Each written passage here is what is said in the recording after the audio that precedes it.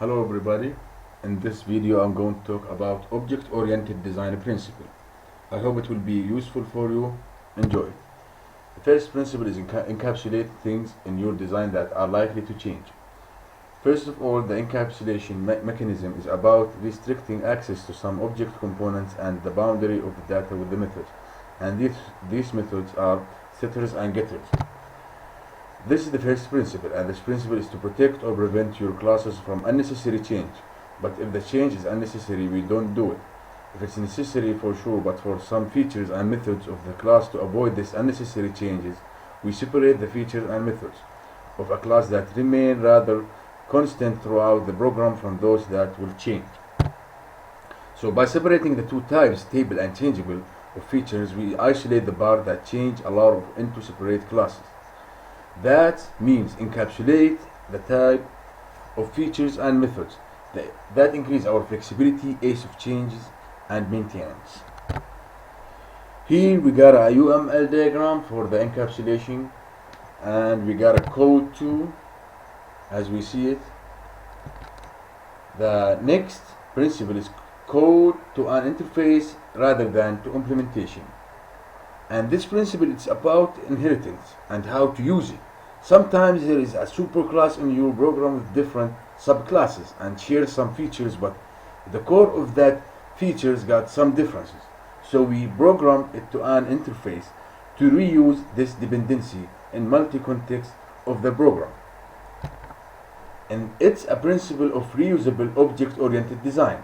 This principle is all about dependency relationships which that have to be carefully managed in a large application. It's easy to add, and in a modern Java development tools like Eclipse even write this statement for you, but in backward not that easy, can be really refactoring work, or even worse, block you from reusing the code in another context. For this you have to develop with an open eye when it comes to dependencies, how deep you are, how hard to deal, manage, and refactor. The problem with this is that the interface is tightly coupled with the implementation. Adding a new method to an interface breaks all clients, so you need to add a new interface and implement it. Belvin says it's funny nowadays we are so much more advanced, but when we say built to last, we mean 10 or 20 years. When the ancient Egyptian built to last, they meant that we build the interface to last and reuse it. Here we got a UML diagram for the code to an interface rather than implementation, and we got a code too. Open closed principles. They are open for extension and they are closed for modification. Open for extension, that means that the behavior of the module can be extended, that we can make the module behave in new and different ways as the requirements of the application change, or to meet the needs of new applications. And closed for modification, the source code of such module is invalid. No one is allowed to make source code change to it. And the UML diagram describes it for the open closed principle. And we got a bad code design and a good code design for the open closed principle. Don't repeat yourself principle is the principle that any code in your program should only be written once and never duplicate. Every line of code that goes into a duplication must be maintained, and its potential is source of future bugs. Duplication needlessly bloats the code base, resulting in more opportunities for bugs and adding accidental complexity to the system.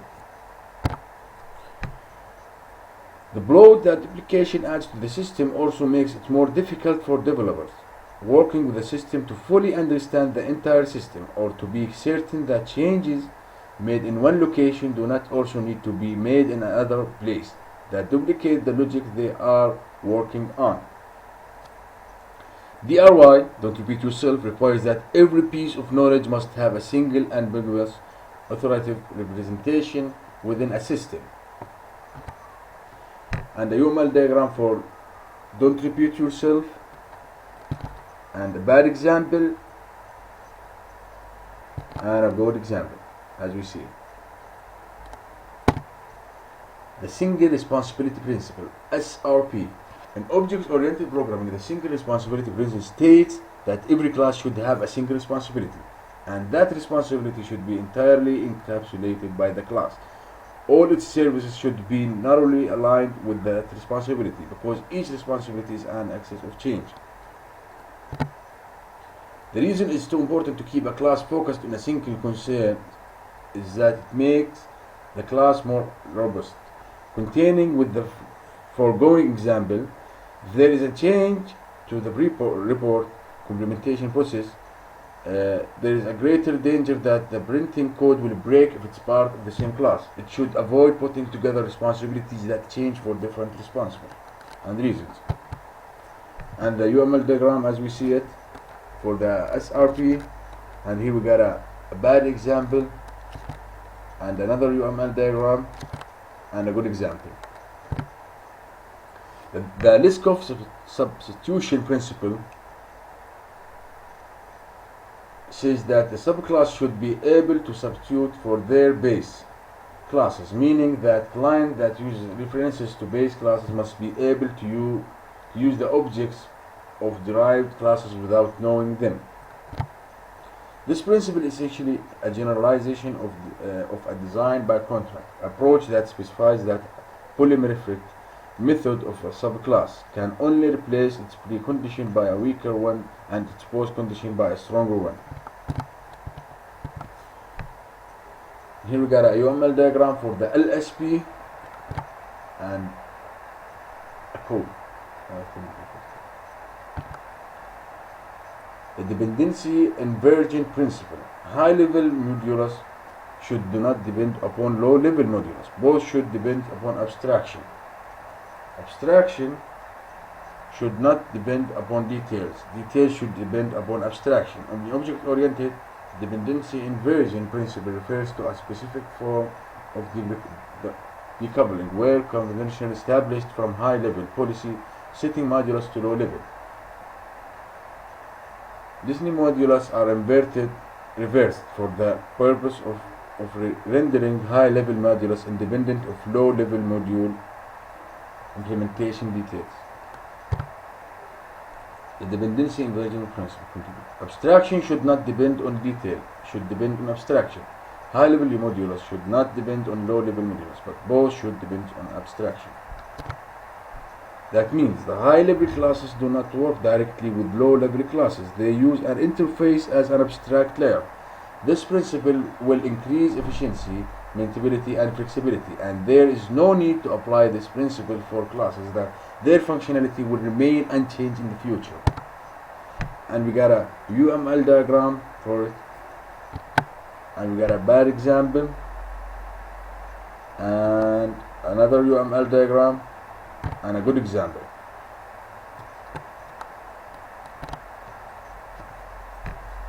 The interface integration principle. Instead of implementing one fat interface, it's better to implement many small interfaces and each serves one sub-module. This principle requires additional time and effort to apply it during the design, but we apply it in order to increase the flexibility, and it's better to apply it in code areas where extensions of code are more likely to happen. We got a UML diagram for the ISP and a bad example for the ISP and another UML diagram and a good example. Law of Determinant, LOD, or principle of least knowledge. Each unit should have only limited knowledge about other units, only units closely related to the current unit. Each unit should only talk to its friends. Do not talk to strangers. Only talk to your immediate friends. We have a UML diagram, basic one, and an example for it, and another UML, and another example for it. Service loose coupling. It's an approach to interconnect the components in a system or a network so that those components, also called elements, depend on each other to the least extent. Coupling refers to the degree of direct knowledge that one element has of another. The goal of a low-scope-aligned architecture is to reduce the risk with modification, although low-scope-aligned minimize unnecessary interaction among system elements. It can create problems when such interaction is desired. For example, in some data-centric systems, a high degree of elements interdependence is necessary for synchronize in real time. We have a service low-lying UML diagram and a bad example for it, and another UML diagram and a good example. Thanks for listening and have a nice day.